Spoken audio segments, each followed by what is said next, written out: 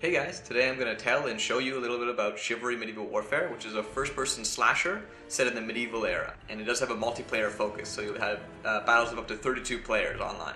So one of the difficulties that we've had in promoting the game is that people have this preconception that melee combat sucks, because in most games it does, because it's thrown in on the end, it's something that they don't focus on.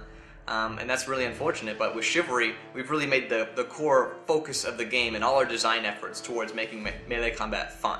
So we've designed the entire combat system to try and capture the feel that you get from medieval combat movies, where you see these epic fights between guys going back and forth with exchanges of blocks and parries, attacking each other, ducking under blows, and we're trying to bring that experience, those epic moments that you get from movies in the medieval and pre-medieval era, like 300, Troy, Gladiator, King Arthur, and bring that to the hands of a gamer.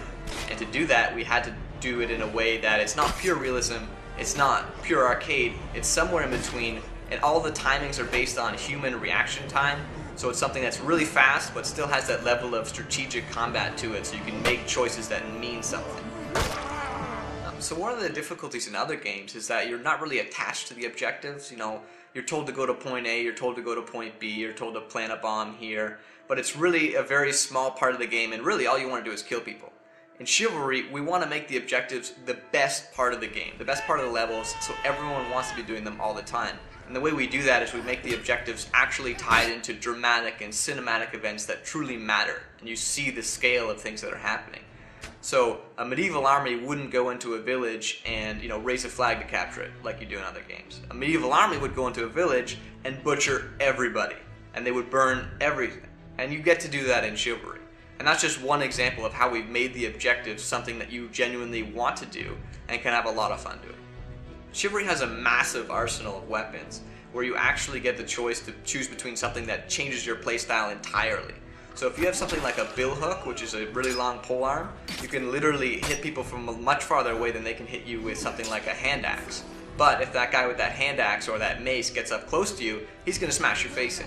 So you have to keep him away from you. You have to fight with that distance, a little bit like boxing, to be honest, where you have to try and jab if you're more of a polearm guy, keep them away from you. If you're the close up front brutality guy, you got to get in there and just go berserker on people's faces. And so it creates this interesting dynamic where the weapon you use actually affects the playstyle that's most appropriate for you to play with. So when you're engaged in that combat, when you're fighting back and forth with someone, and you actually defeat them, there's a true satisfaction in knowing that you beat your opponent, you bested them in the combat.